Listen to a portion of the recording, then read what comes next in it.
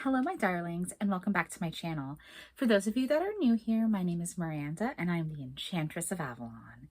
So today's video is going to be all about one of my absolute favorite legends of all time, the legend of Tristan and Iseult.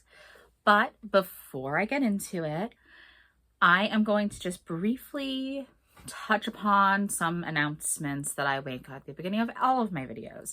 And that is a reminder that other than making these videos, I also have a website, whiteroseofavalon.life, where I post daily blog posts all about the same type of topics I discuss here, often in really great depth. I also have a shop page on that website, which is my offerings of metaphysical services. There's different tarot reading options, channeled readings. I do mentoring sessions on an individual level over the internet, obviously, via video calls. And finally, I do online fairy queen classes that are all housed on my website if you want to check out those offerings. And if you want more of this type of content and exclusive blog posts, you can also join my Patreon, Avalon Knows Fairy Mysteries. Both my Patreon and my regular website are always linked down in the description box below. As is my Discord channel, my Discord server, if you just want to hop on and get to talk to some people with similar interests to you. And the Discord is always free. It's not linked to Patreon or anything. It's just its own separate thing. So with all of that covered, let's get into our discussion of Tristan and Iseult. So there are many different versions of the legend, as is common with any sort of really old legends, right? And it is also part of the Arthurian legends, but can stand on its own. It's a very interesting type of legend. So this is one of the copies of just the legend of Tristan and Iseult. This was retold by J. Bedier and translated by Hilary Bellick. This is just actually a little Dover press release of it, but I do love the cover. The cover is the Waterhouse. Yes, it is the Waterhouse Tristan and Iseult painting, which is one of my favorites. Although he, of course, does choose to use the love potion angle in this. I believe this retelling does also contain the love potion. We'll get into it. Not all versions do, and the oldest versions actually don't have the famed love potion. So very interesting, but a very beautiful story. Now, I did hear some noise upstairs when I was talking. I do hope it's not catching on the audio, but if it is, I'm so sorry. I think they're doing some sort of work on the apartment above mine, so I can't really do anything about it. Hopefully it's not picking up. And so Tristan and Iseult, I have such a long history with, and I will probably go back and forth between Iseult and Iseult. I do prefer Iseult, but a lot of sources do have that listed as Iseult, including this film. So as I was saying, I have a long history with Tristan and Iseult, going before this film was released. Actually, I started to become utterly obsessed with the story of Tristan and Iseult from the time I was in junior high school. I want to say I was probably about 12 or so when I started really becoming obsessed with it, because I've been obsessed with the Arthurian legends forever, and especially with Lancelot and Guinevere. And of course, in this obsession with the Arthurian legends, I'd heard of Tristan and Iseult, but I hadn't in-depth studied it and realized all of the parallels with Lancelot Guinevere. And the Lancelot Guinevere Arthur love triangle is already there in the Tristan, Iseult, and King Mark love triangle. Now, Mark is the king of Cornwall, and he is either he raised Tristan as like a ward of his, or he was actually Tristan's uncle. But either way, he essentially viewed Tristan as like a son or a son-like figure in most tellings of the legend. And this adds a layer of real deep intrigue, is what I want to say. It adds a layer of intrigue to the story to have, not only is Tristan his most valued knight, and Tristan's also a knight of the Round Table, just for the record, we'll get there. But not only is Tristan Mark's best knight, Tristan is also like a son to Mark.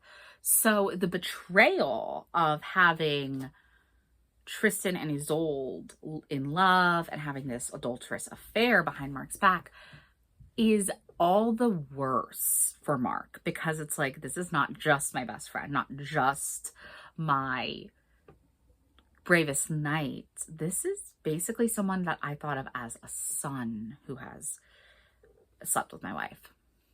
But we will get all into it, because I do want to pick apart the story. I want to pick apart some different interpretations. I do not know how long this video is going to be, because again, I'm very passionate about this story. I've been very obsessed with it since I was very young. So yeah, let's get into it. So the first film version, and still the only complete film version I've ever seen of this film, of this story, is the Tristan and Iseult film from 2006, starring James Franco and Sophia Myles. And yes, this is my original DVD copy. I have had this since it released on DVD, probably early 07 it released on DVD, which is when I first saw it. It's, you know, I had this ever since. I believe my mother bought it for me, because I was, you know, I was still quite young.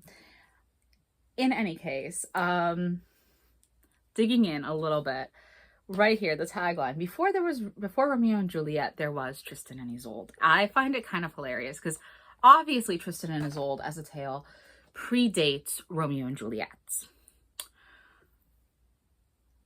At least Romeo and Juliet as we know it, the Shakespearean version, but that's even a much older tale. So it's kind of gets murky which one's actually older. But it's kind of funny to me that they wouldn't just do the Lancelot and Guinevere comparison, because that's what's known, is Lancelot and Guinevere. They're more known than Tristan and Iseult, but the stories are very, very similar.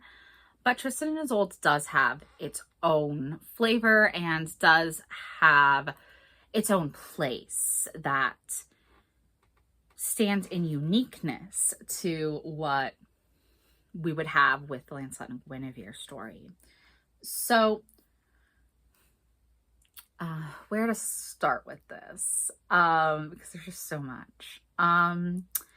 Well, I'll start by saying that there is a lot of belief that the Lancelot and Guinevere story and the Tristan and Iseult story could have in fact had similar origins that then splintered off into separate tales being told over time.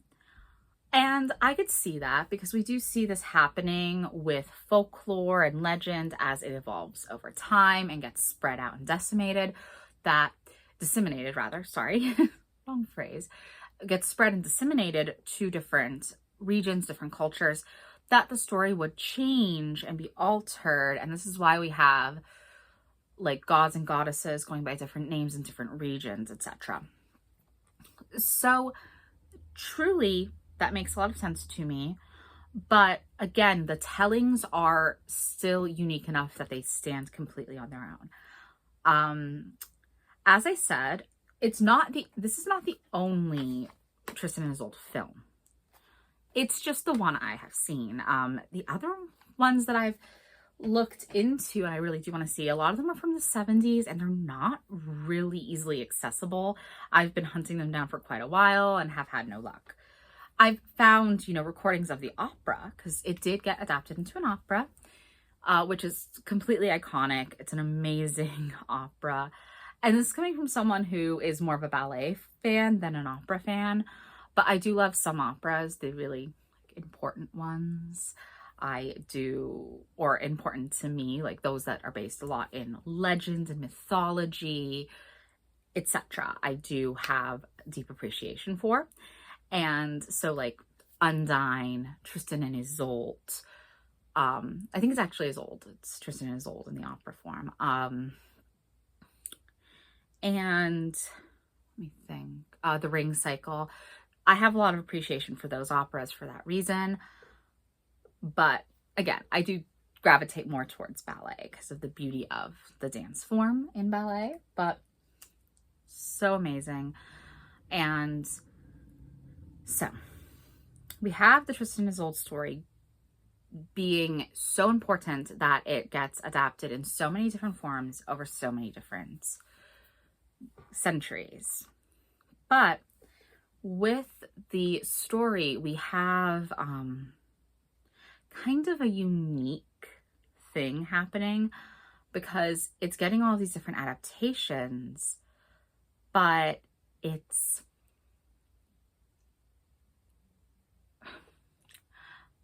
the adaptations don't always follow the same format, and some are completely considered within the Arthurian canon, and some are considered to exist outside of it. And that's how it's a little unique, because most Arthurian legends are very centralized into the Arthuriad, the, corpus of the Arthurian legends, and they all intersect, and they're always going to be part of the Arthurian legends. With Tristan and Iseult, we have a tale that exists within the Arthurian legends, but also without the Arthurian legends. And this film actually doesn't mention Arthur at all. There's no reference to the Arthurian legends whatsoever. It's focused on Cornwall and Ireland only. Although those of us who are big Arthurian nerds like myself do know that Cornwall is very important to the Arthurian legends because Arthur was conceived and born at Tintagel Castle in Cornwall because his mother was originally the Duchess of Cornwall, married to the Duke of Cornwall, Gorlois. And I hate that his name is pronounced that way. I know it's the right way. I always want to say Gorlois. That's a side note on a little annoyance for me. But because of this, when Gorlois was dying in battle, Uther was getting transformed by Merlin via fairy glamour to look like Gorlois so that he could seduce Igraine and conceive Arthur, which would lead to, of course, their marriage and then Arthur's birth and him being taken by Merlin and given off to Sir Ector to raise. It's a lot. But anyway, that makes Cornwall supremely important.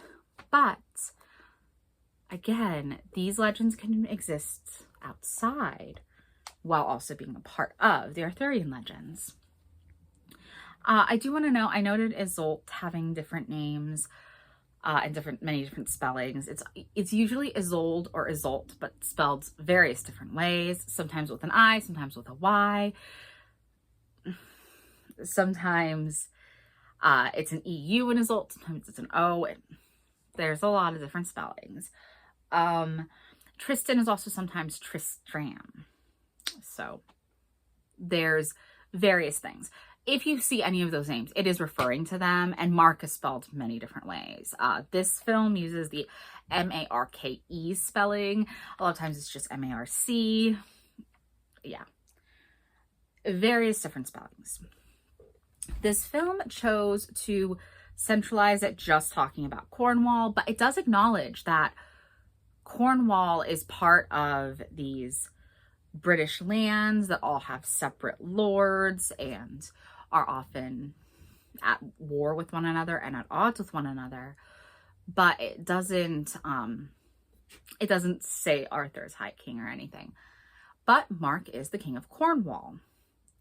And even when Arthur is High King, there are several smaller kings governing smaller sections of land.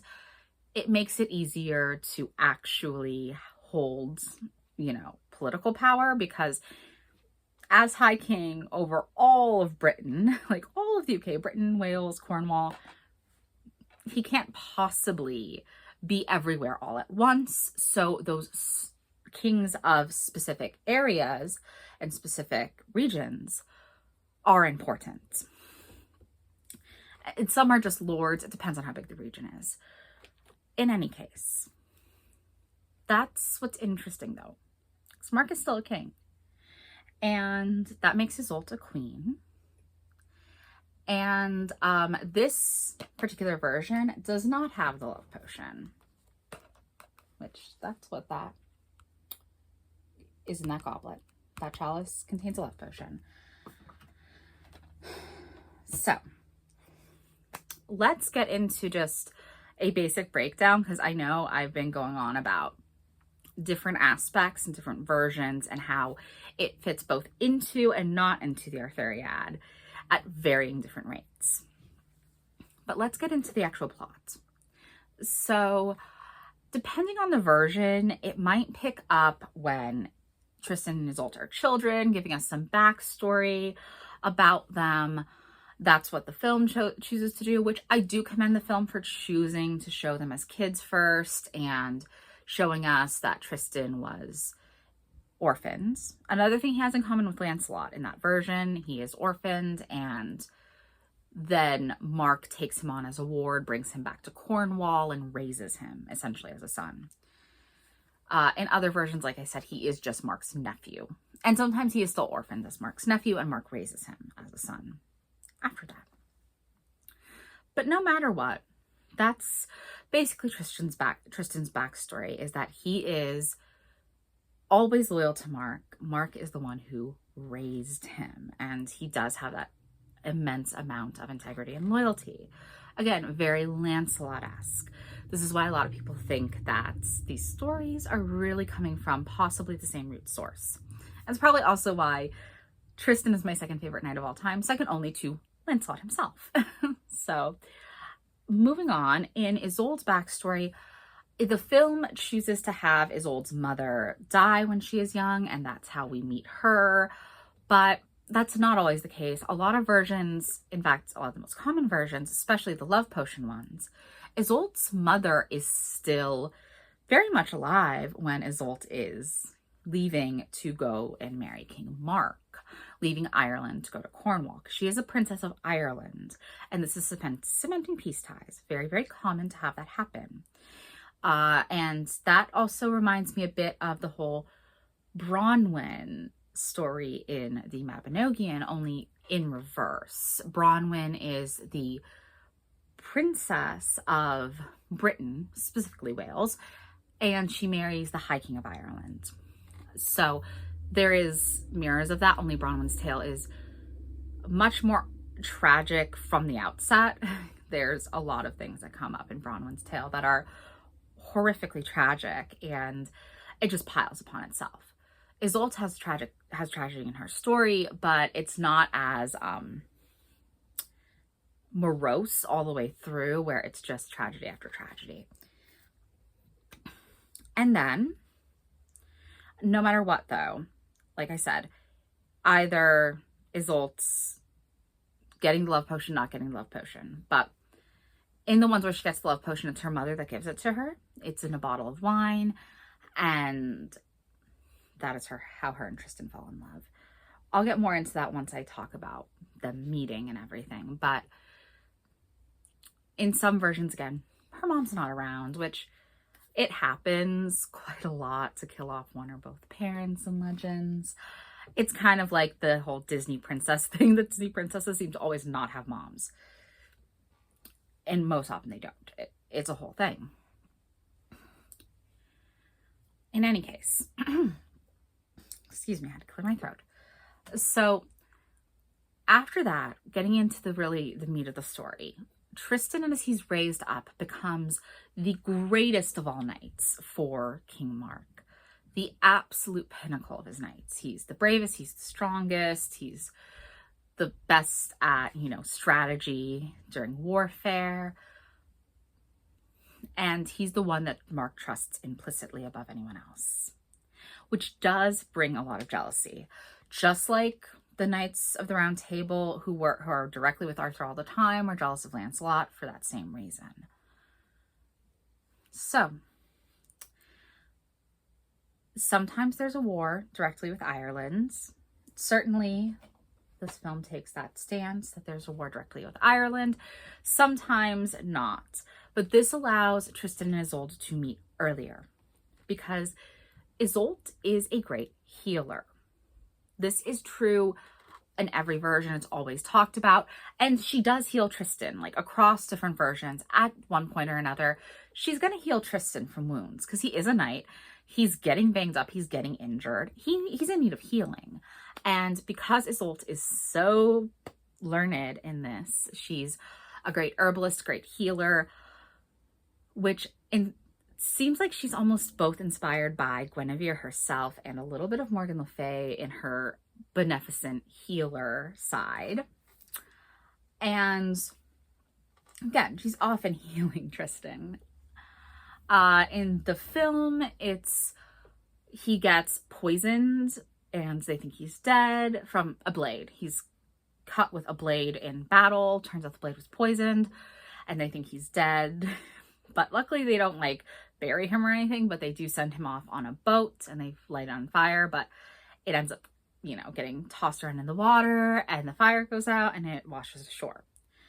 Iseult's luckily the one to find him and susses out what poison it is and how to provide an antidote. So she's able to heal him. And it's through that time that they end up falling in love, and she had given him a false name. Now, there is a commonality with like a false name being given. And again, I'm going to link it back to Guinevere because Guinevere often has several aspects. There are 3 Guineveres in the Welsh Celtic triads. Does reference that Arthur had 3 queens, all named Guinevere. There are the true and false Guineveres of the later Vulgate cycle. So we see this a lot, that Guinevere and multiplicity. So having this whole duplicity of, oh, I am actually someone else, makes sense. And she just gives her maid's name. And her maid swapping places is present in a lot of versions.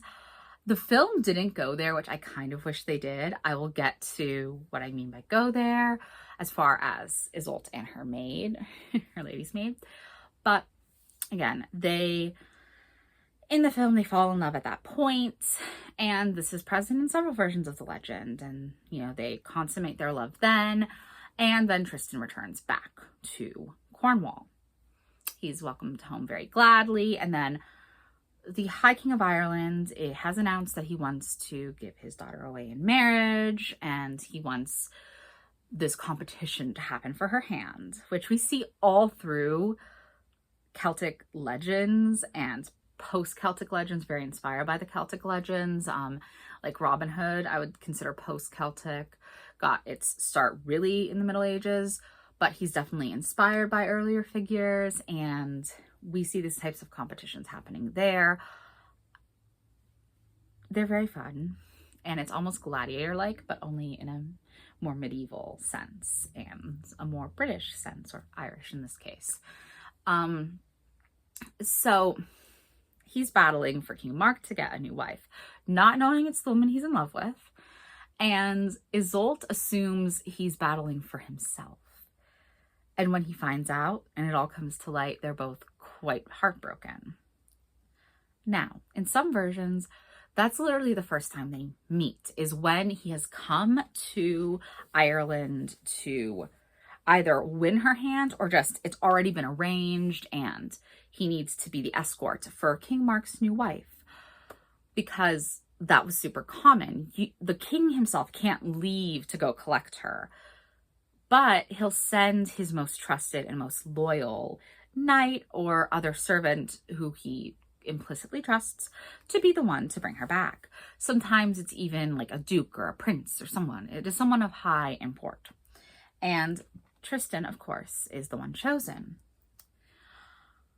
That brings us to the boat. And the boat brings us to the love potion or not, whether or not to use that in your version of this story. So, as stated, sometimes they have fallen in love organically, even versions where they first meet, like when he's going to collect her, they just click and fall in love with one another over this boat ride. And they consummate their love on the boat. Now, sometimes there is a love potion in play. And it is a very common version of the legends, but it's actually not present in the very oldest versions of the Tristan and Iseult story. It's just become so iconic as this kind of plot device of why they fall in love and why they would betray Mark. So Iseult's mother had given her a bottle of wine that was meant to be shared with Mark on their wedding night. And inside this bottle of wine, it was infused with love potion. So drinking this wine with someone, sharing it with them, would foster love between the two. And Iseult's mother had all of the most good of intentions with this. She wasn't looking to cause any sort of trouble. In fact, she was looking to help her daughter because she feared that her daughter would not love her husband, and that would make her life more difficult. You know, she's going to be a queen of this nation. She's coming in as a foreigner, as any queen consort would, and a foreigner from a land that they had been recently in battle with. So fostering positive feelings between the two is important. So she gave this love potion to Iseult, but usually doesn't tell her that there's love potion in the bottle. That's just wine to share with her husband on our wedding night. And her and Tristan drink it together while on the boat, which of course fosters this love potion being what makes them fall in love. Again, I don't really like this version of it as much because it makes everything called into question. Like, did they really love each other? And also, there are versions where the love potion wears off. Sometimes it doesn't always last. Sometimes love potion is just permanent, and once they're in love, they're in love. Other times, no, it wears off, and then they have to just deal with their consequences. And I think we see this coming in to play more and more later, because as these stories were told with the spread of Christianity, there was this fear of this being immoral because they are adulterers, but they're also who we're supposed to root for in the story, right? We're not supposed to be pitted against them. So how do we remove their culpability for having this extramarital affair? Oh, it was a love potion. They fell in love because of a love potion. They couldn't really control themselves.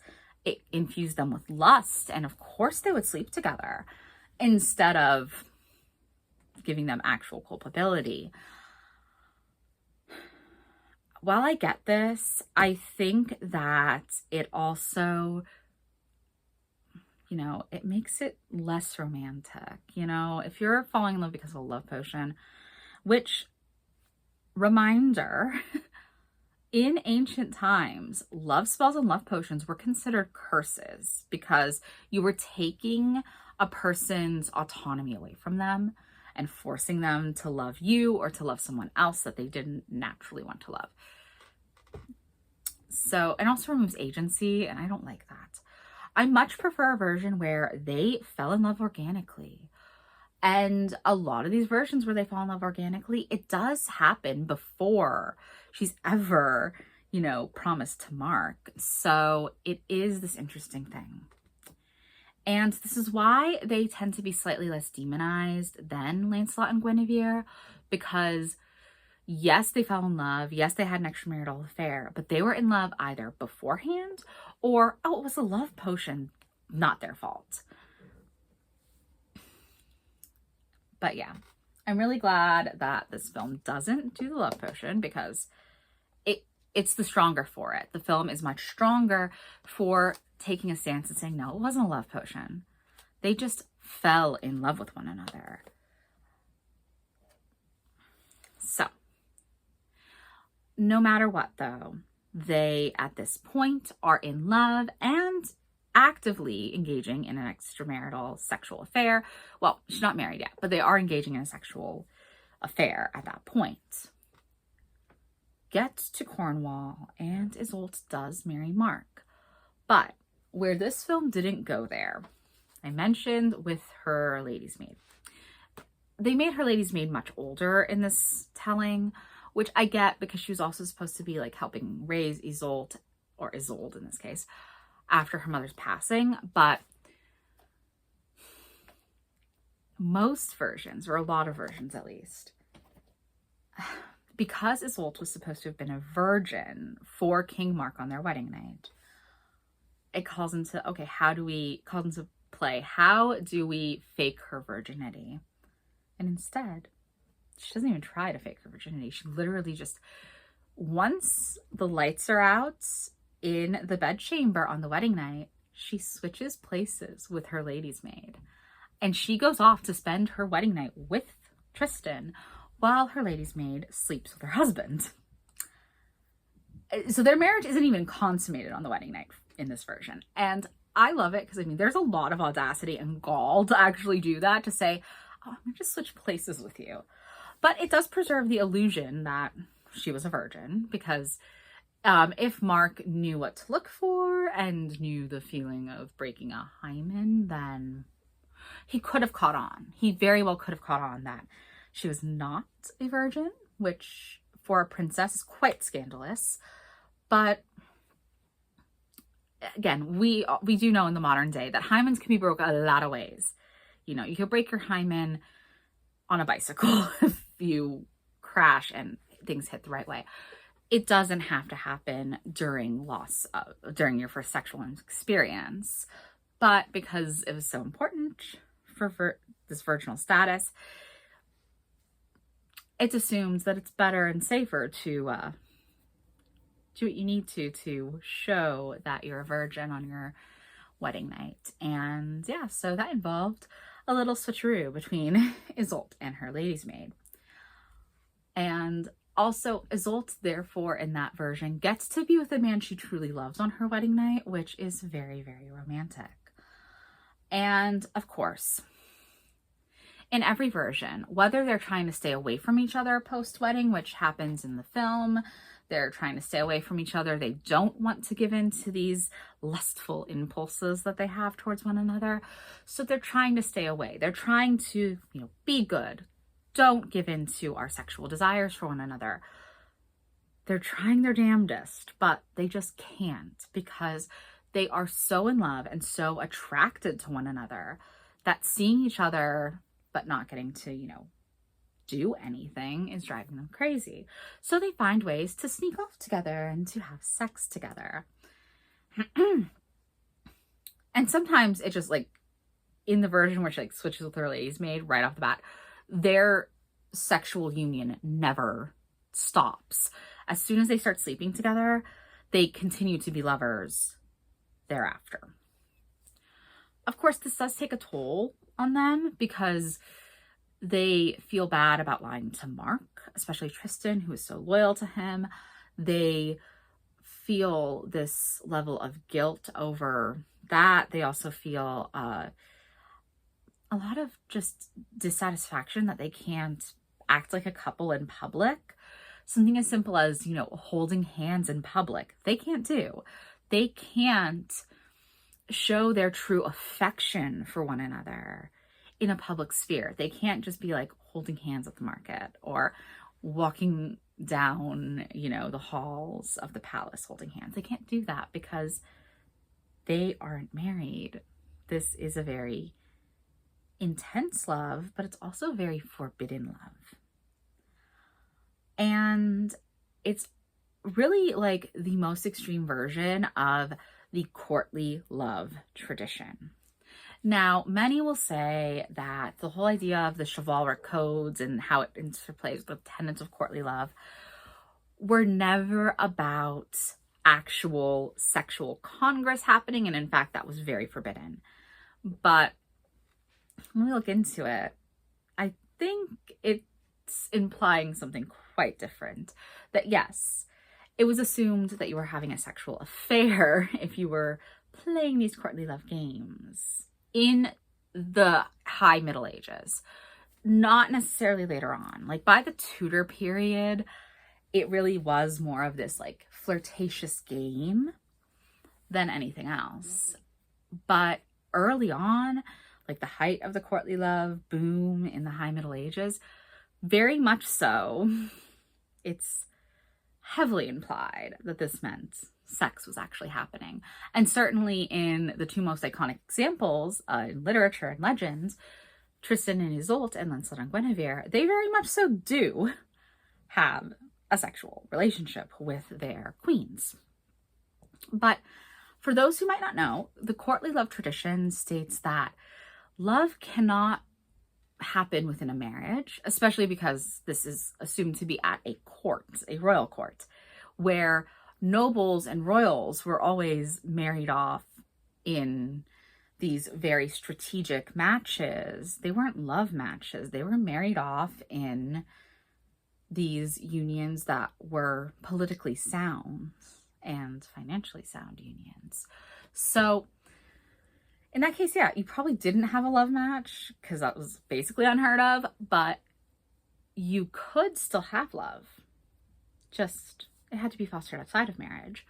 And this meant a lot of knights who made all of these declarations of absolute love and sexual adoration for their queens.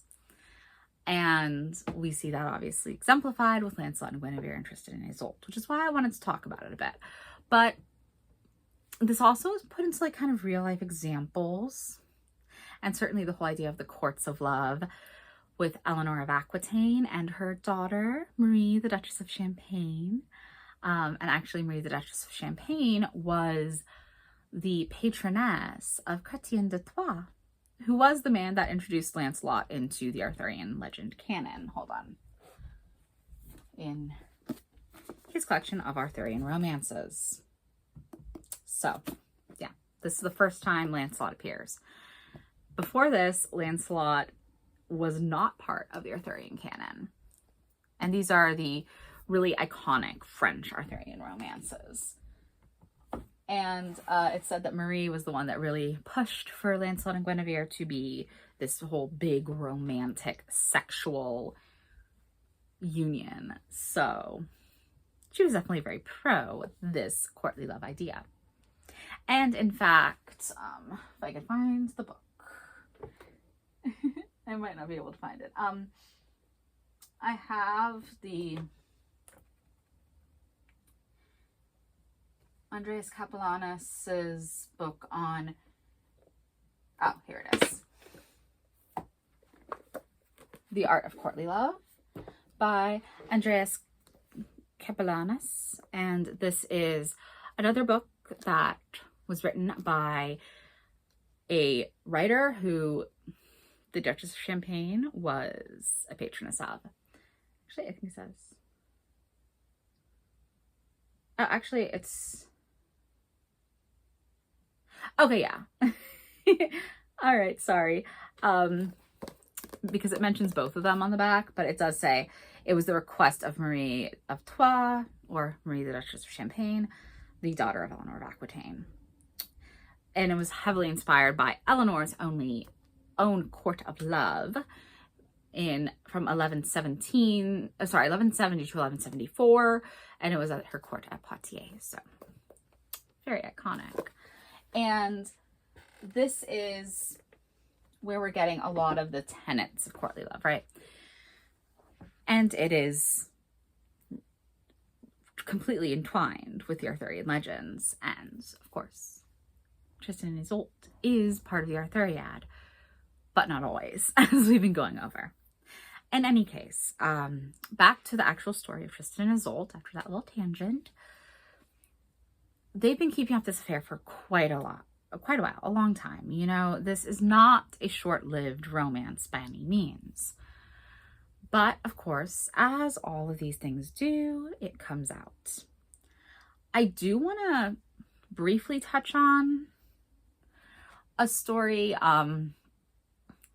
that not necessarily is always like the direct cause of them being exposed, but it's certainly a funny little ha-ha moment, is that the story of Morgan Le Fay's cursed cup does play into Tristan and Iseult's story really, really closely. Because basically Morgan Le Fay curses a cup that is meant to be sent to Camelot because she wants to expose Guinevere and Lancelot's affair. And it's a cup that if any woman tries to drink from it, it will spill and it will show her as an adulteress. But instead, this cup ends up in the court of Cornwall. And at the court of Cornwall, it exposes that, in fact, all of the women of the Cornish court are adulteresses, which is extreme and really crazy, but that's what it does. And this, of course, would lead to questions and eventually Tristan and Iseult being revealed. So I just find that always super entertaining because, again, it's that parallel between Iseult and Guinevere. The cup was supposed to expose Guinevere, but instead exposed Iseult. So it's very interesting. In any case, from there are so many different versions. There are versions where they're literally put on trial and nearly put to death. Tristan escaping and going off. There are versions where both die. There are versions where only Tristan dies.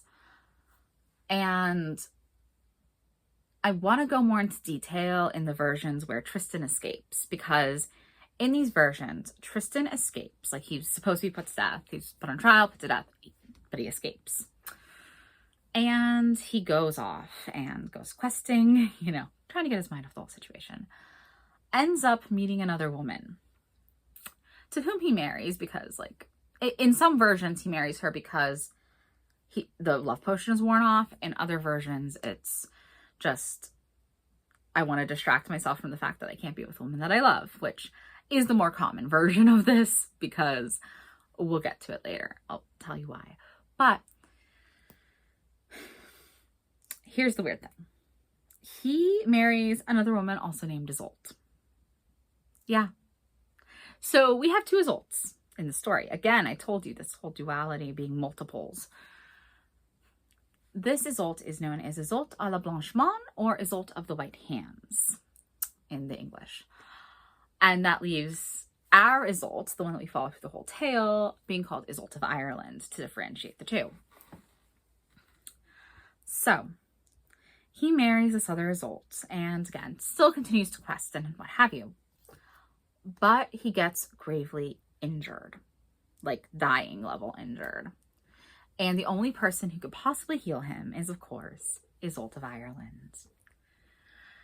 And so he does send some people, like some of his men, to go and ask Iseult if she'd be willing to come and heal him. Which, of course, she agrees to. And in any version, she agrees to come heal him. But to be clear, it does get kind of vague and complicated whether Mark actually forgave her and just took her back, or whether she's in like an abbey somewhere, a la Guinevere after Arthur's death, going into an abbey. Well, not only after Arthur's death, she goes into an abbey in some versions where Arthur tried to put her to death. She goes to an abbey after that. But in any case, she's contacted and she agrees to come with them on the boat to go and find Tristan and heal him. And when the boats are sailing in and the ship is sailing in, there's a code based on the color of the mast that is being sailed that states whether Iseult is on board or not, whether or not she agreed to come help him. And Iseult with the white hands is asked by Tristan what color the sails are. And she lies. She tells him that they are the color they would be if Iseult of Ireland had not agreed to come and heal him. And because of that, Tristan gives up his last bit of hope and dies just before Iseult gets there to heal him. And of course, this is very tragic. That is a very common ending to the story. In fact, probably the most common overall. I have a love-hate relationship with it. My favorite version actually isn't even used in this. My favorite version is where they both die together, because I think it is the most poignant version, is to have them both die like at the same time and be buried next to each other, which leads to either two trees being planted on their graves or two trees randomly growing on top of their graves, and the branches of the trees become entwined. Although I will note that this version does reference that in the little like written dialogue across the screen as the film is ending, stating that Iseult buried Tristan and that above his tree, two trees were planted and they grew together like that, which is of course still symbolic of Tristan and Iseult's undying love for one another. But yeah, there are so many versions. And like I said, there's the reason why I think that the majority of the versions where Tristan remarries and that he's still actually in love with the real Iseult, whether it's a genuine love or by a love potion that never wears off, is that Iseult of the White Hands is so jealous that she's willing to lie about Iseult of Ireland coming. And that's the tragedy, you know? If she could have just told the truth, her husband would have lived. But yeah. That does conclude the whole of the Tristan and Iseult's tale.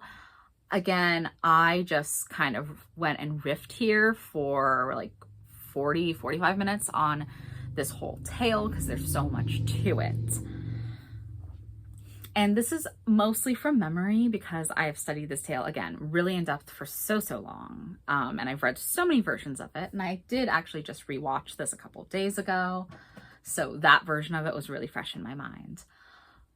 But I also hope that I infused enough intrigue into comparing it to the other greater corpus of the Arthurian legends for you, because there's so much that it entwines with. And actually, I do want to note that Tristan and Iseult, as I reach for the book, hold on, is contained in Le Morte d'Arthur by Sir Thomas Malory.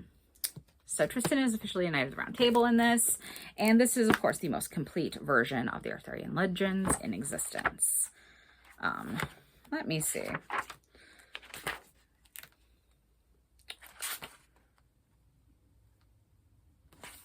Okay. Just trying to see if I can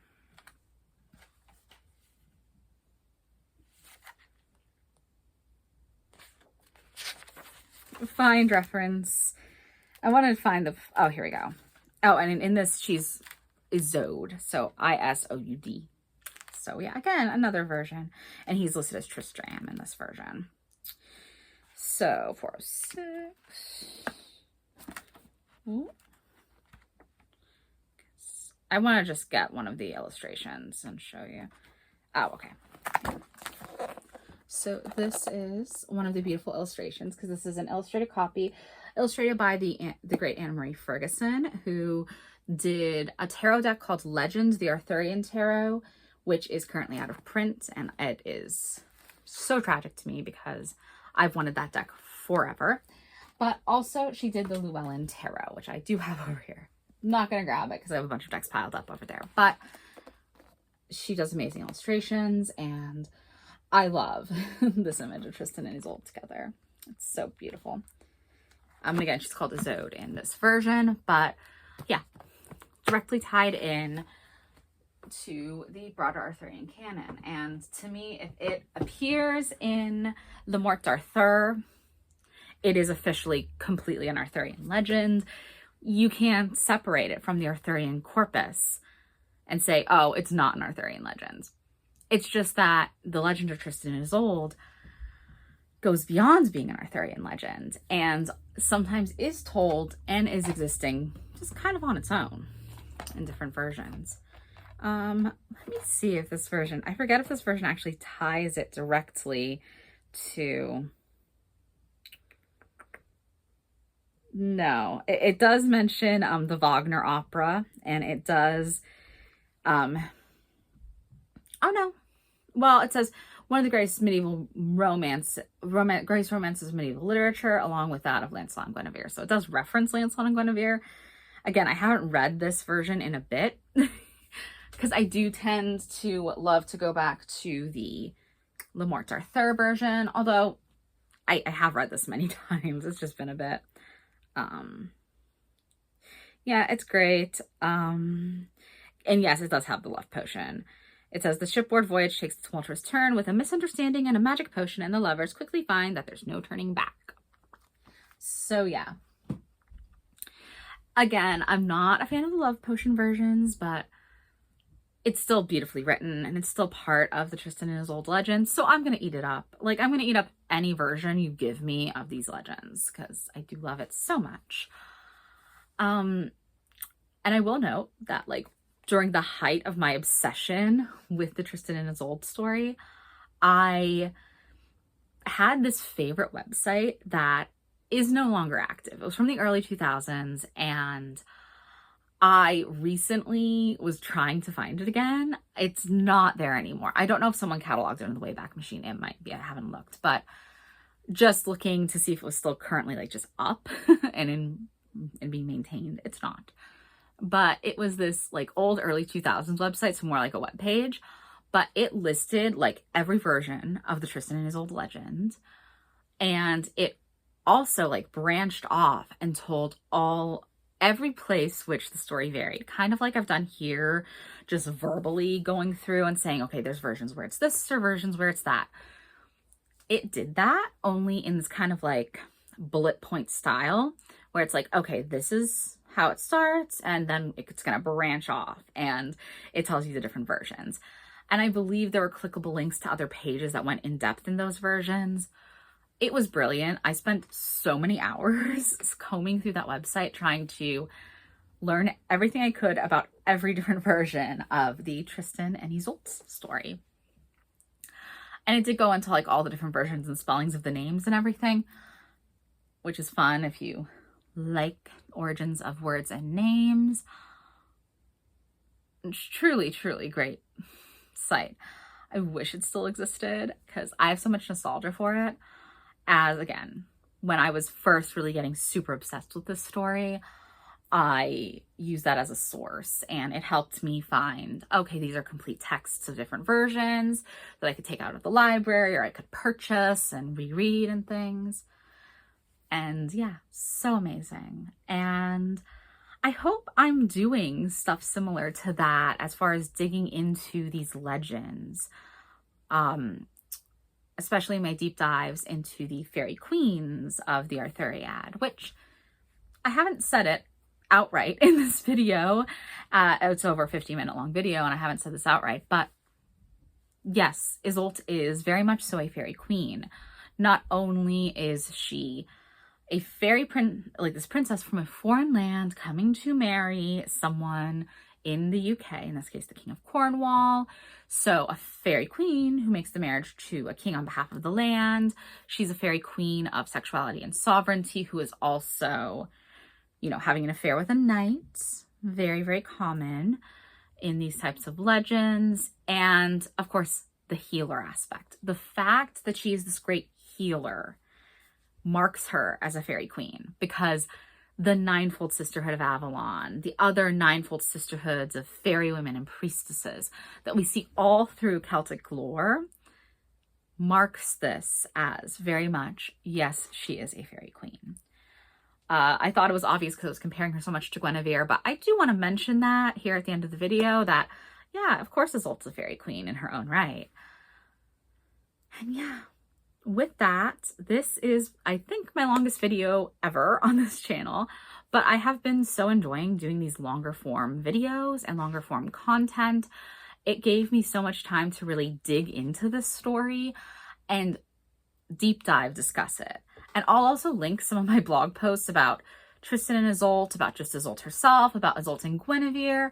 I have many over the course of the last 4.5 years that I have been running my website. I've been writing a lot about her. So I'll link all of those in the description box below so you can have more to peruse because a lot of those are also deep dives. But I wanted to do this in a visual form because I actually have never devoted just an entire video to Tristan and Iseult. So it was about time after almost 4 years of this channel being in existence. So with that, I do hope you've enjoyed. If you have, please do like, comment, subscribe, do all the things. And yeah, check out my blog, my shop page if you're interested in purchasing a metaphysical service from me, and my Patreon if you want more bonus content and exclusive content. And with that, I hope you have a very wonderful week.